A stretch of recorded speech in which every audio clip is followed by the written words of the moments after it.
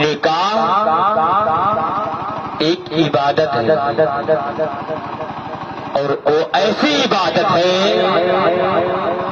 کہ اگر شریعت مصطفیٰ پر نکاح کیا جائے، یہ بات میں نے بتایا کہ نکاح کی برکت یہ ہے نا، میرے آقا کریم صلی اللہ تعالی علیہ وسلم کی حدیث ہے، اگر کوئی مومن بندہ اس نیت سے نکاح کرے کہ جو بچہ پیدا ہوگا حضور کی امت میں اضافہ ہوگا، جو نبی کا غلام ہوگا، خدا کی قسم اگر اس نیت سے نکاح کرے گا، جب نکاح کرنے کے بعد جب بچہ پیدا ہوگا تو جتنی سانسیں دنیا میں لے گا، ہر سانس کے بدلے میں اللہ اسے نیکی عطا فرماتا ہے۔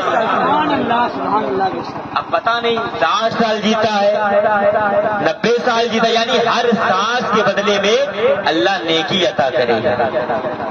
اور نکاح آپ دیکھا جاتا ہے نا کہ اگر علماء بیان کرتے ہیں کہ اگر کوئی نماز پڑھے نا تو جتنی دیر نماز پڑھے گا اتنی دیر تک فرشتے نیکیاں لکھتے رہیں گے۔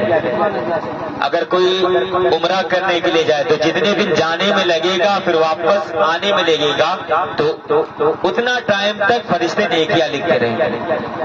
لیکن جیسے تم یہاں سے نکلے وہاں سے واپس ہوئے پھر وہ نیکیاں لکھنا بند۔ لیکن نکاح اتنی عظمت برکت والا ہے، میرے نبی کا فرمان ہے کوئی نکاح کرے گا تو جب تک بیوی نکاح میں رہے گی بیوی کا حق ادا کرتا رہے گا، ہر وقت میں ہر سکند میں اس کا نیکی اللہ آپ کے نام اعمال میں بھیجتا رہے۔ سبحان اللہ، بے شک اللہ اس کا نیکی آپ کے نام اعمال میں بھیجتا رہے۔ بے شک، سبحان اللہ۔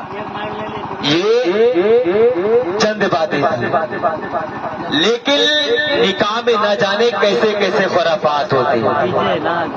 ڈی جے کا بھی پروگرام، میلاد بھی کرتے ہیں اور ناچ کا بھی پروگرام کرتے ہیں۔ ایسا نہ کیا کرو میرے بھائی۔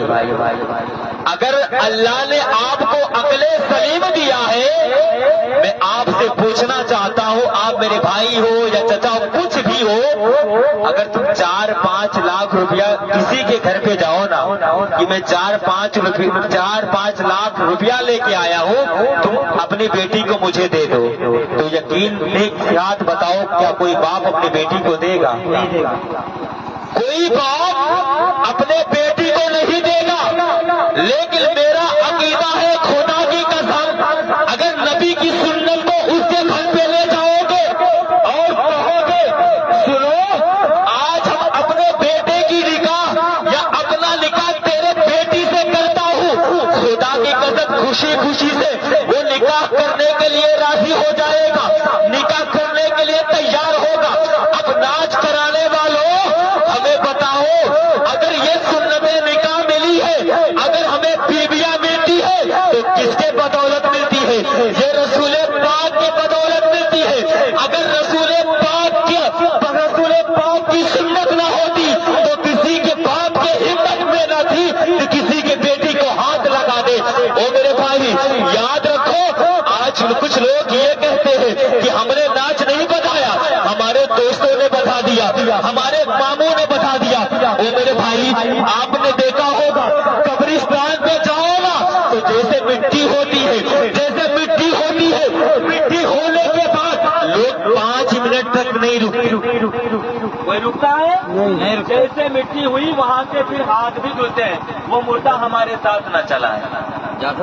جیسے مٹی ہوئی واپس ہو گئے۔ جو دوست تھا جس دوست کی خوشی کے لیے اپنی زندگی کو برباد کرتے تھے، جو مانو تھا اس کے لیے اپنی زندگی کو تباہ کرتے تھے، اپنے زندگی کو گناہوں میں ڈالتے تھے، چند منٹ کے بعد وہاں سے واپس ہو جاتے تھے۔ لیکن سنو، اگر ہماری کوٹھے میں کوئی آئے گا تو کوئی دوسرا نہیں ہوگا بلکہ آمنہ کا لال ہوگا، جناب احمد مصطفیٰ ہوں گے، اس کے سوا کوئی دوسرا نہیں۔ سبحان اللہ، بے شک۔ اب آپ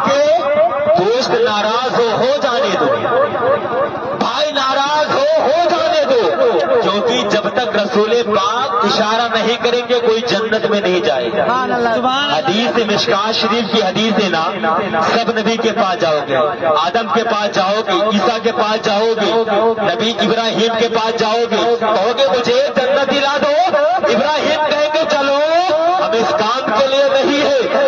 عیسیٰ کے پاس جاؤ گے, کہیں گے چلو ہم اس کام کے لیے نہیں ہے. لیکن جب میرے آقا ہم سب کے دادا آمینہ کے لال عبداللہ کے بارگاہ میں جاؤ گے, میرے آقا کہیں گے انا لہا انا لہا, اور میں اسی کام کے لیے ہوں. یاد رکھو جب تک میرے آقا اشارہ نہیں کریں گے کوئی جنت میں نہیں جا سکتا ہے. تو یاد رکھو میرے بھائی, شادی کرو